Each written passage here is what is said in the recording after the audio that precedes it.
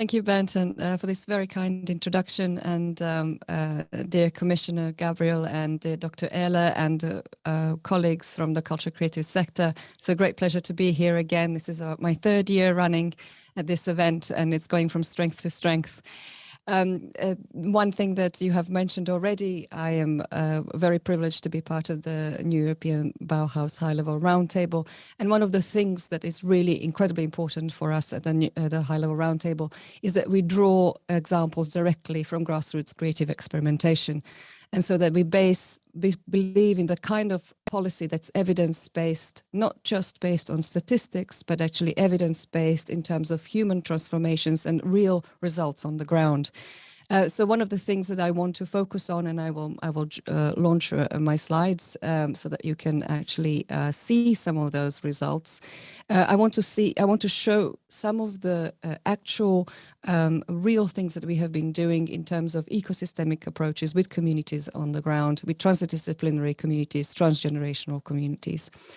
So bear with me while I start my slides.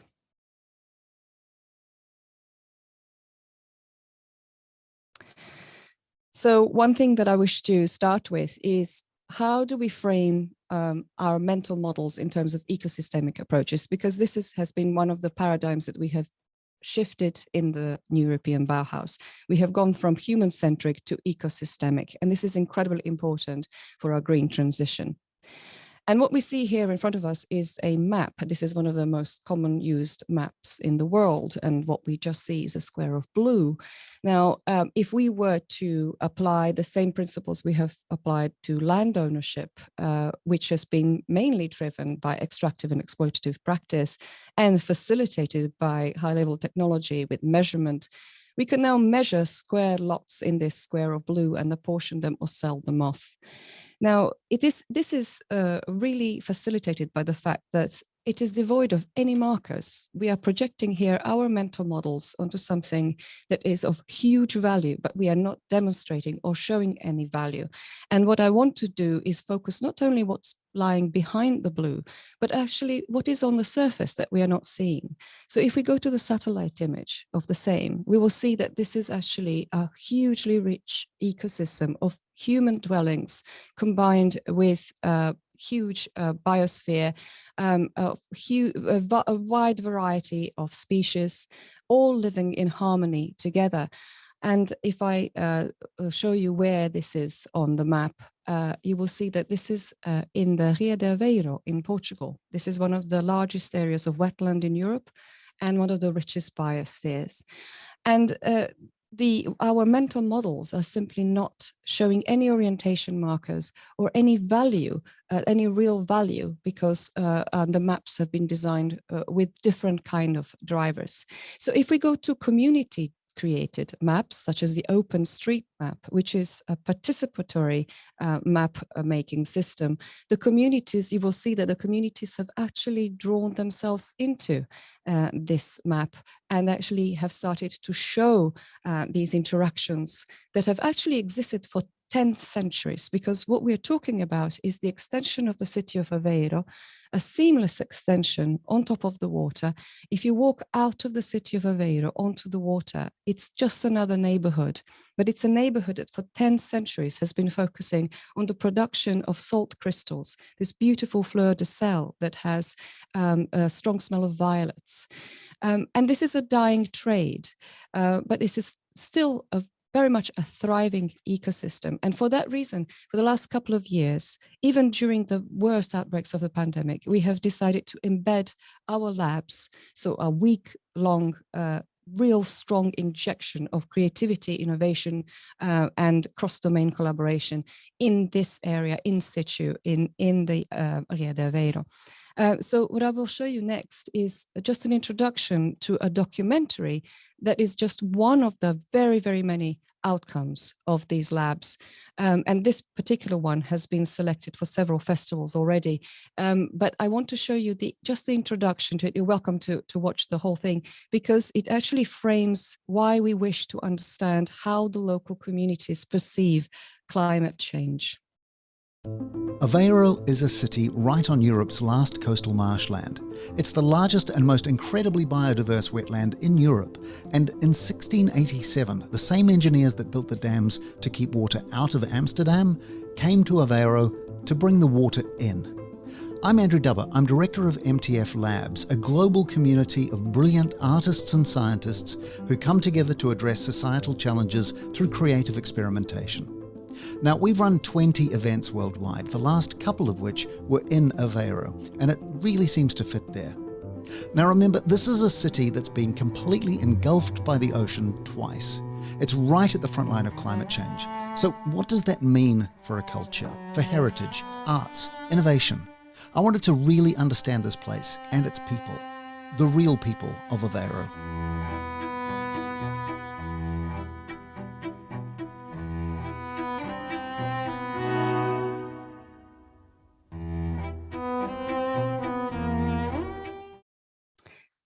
So 50 people from all over the world have joined us for 2 consecutive years. And these are very much acupuncture points of collaboration and experimentation, huge injections of energy into the regional ecosystem, where we work with the local people, we work with the local scientists, but also we bring international scientists from all over the world to work together. And the outcomes carry on between the labs to evolve as international collaborations. So we are really looking at more than human ecosystems. This is our starting point, and this is reflected in everything that we do. So I will show you another clip from, there's a series of documentaries that have been created about the process so that you can understand from the point of view of the participants. And in this case, I would add to your earlier discussion about consumers and about citizens, actually to consider participation as one of our key paradigms.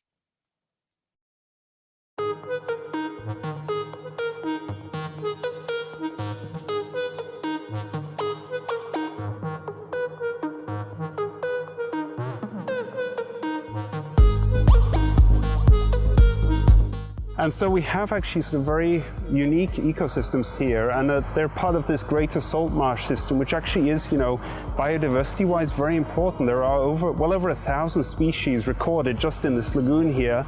Artistically, it really inspires us to think of that there are organisms that adapted to these kind of environments. So how can we engage and see these areas in a new light? What kind of layers can we add to this? You know, sound, visual, etc., that help sort of somehow bring forth the actual importance of these air regions and areas, because they really are important.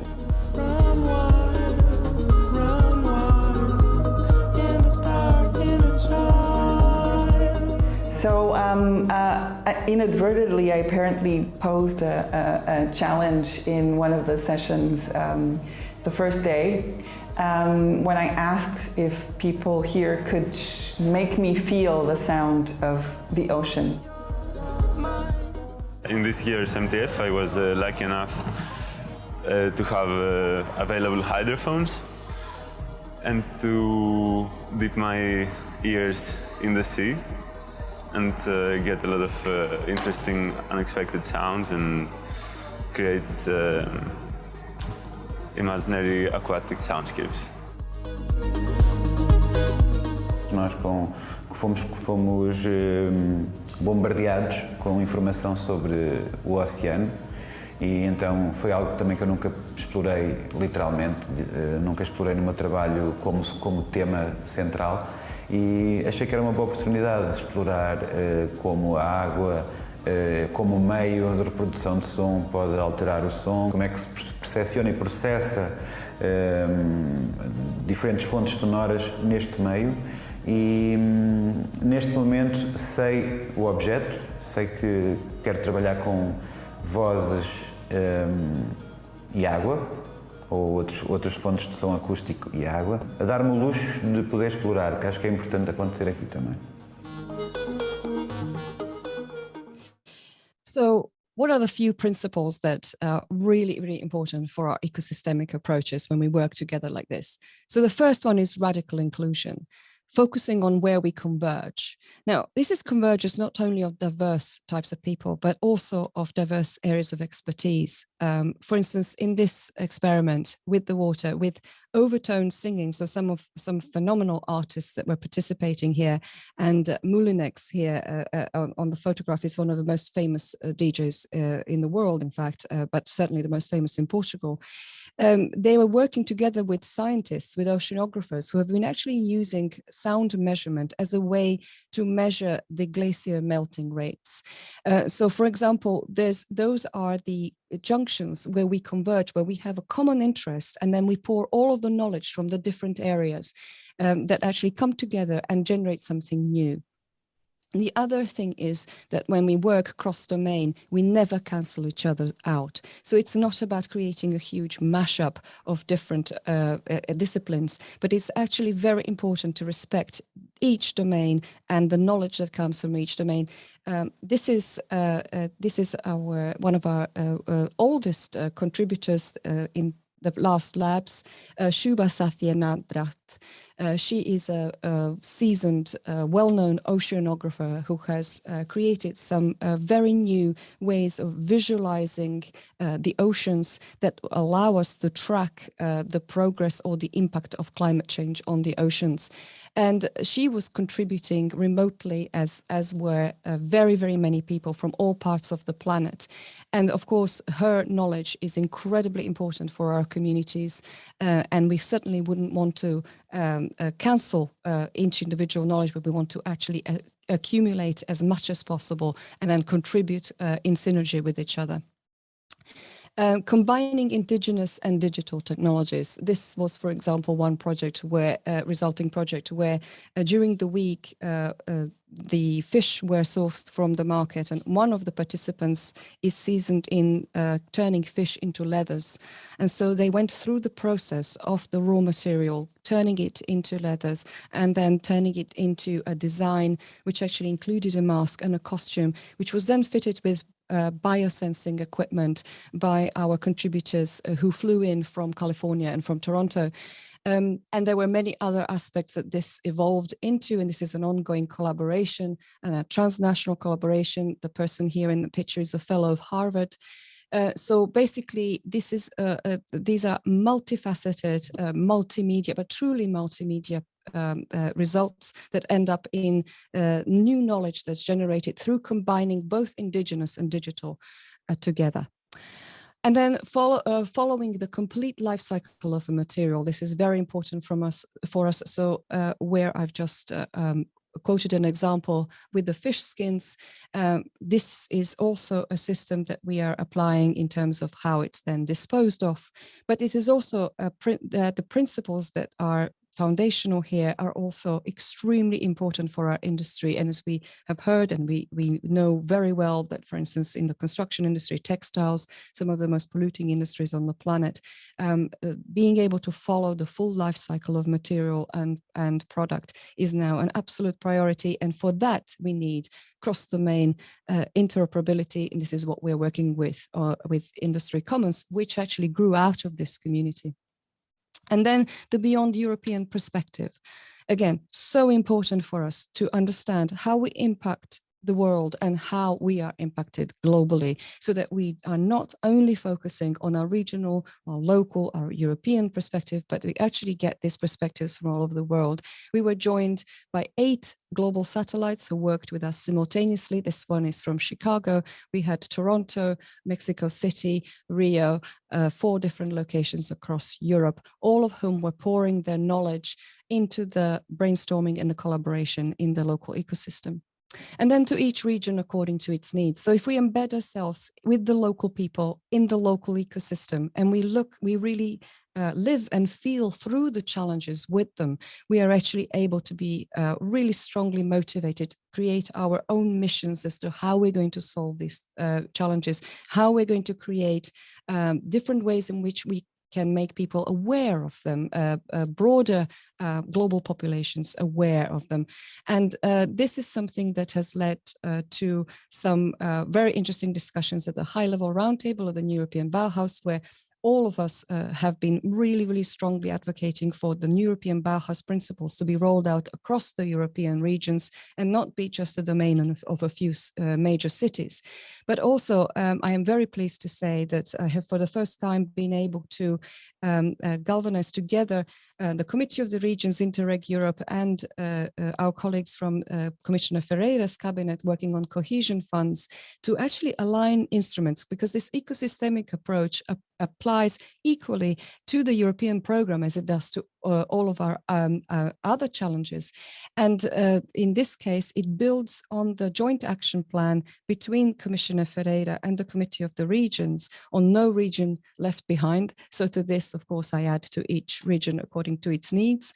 And it has led to this proposal that's currently on the table, and it's part of the new statement that's going to be issued by the Committee of the Regions imminently, with the idea that we create, we roll out a series of these labs, each embedded in a region of Europe, that create a regional recovery spark and create all of these ideas and collaborations, which can then be picked up by the Interreg Europe and cohesion funds and scaled towards other ambitions, such as larger funding. For example, the European Innovation Council has already confirmed that if we were able to scale ideas from the ground up in this way, they would like to pick it up, to pick the ones that are relevant for the European Innovation Council up. And I'm sure that other mechanisms would also relish this type of evolution that actually creates a multiplier effect from the original spark. So our final message really is that there is a proposal on the table for 100 NEB labs for 100 regions. These would be facilitated. The Committee of the Regions has come up with a very good proposal that would copy the Wi-Fi for Europe scheme that was issued through a series of vouchers. So we wanted an agile system that could be deployed across Europe, that could then be scaled and that could be deployed very, very quickly, but could also capture each region's needs, collaboration and integration of the local population with really very much a global perspective, but also integration of all of the talent, for example, that's now coming in from the Ukraine, integrated into our regional ecosystems. So that will be all from me from now. I look forward to further collaborations and alignment between all of our ambitions. And if you wish to see more of the documentaries about our ecosystemic approaches, you can see them on Vimeo at MTF Labs. Thank you.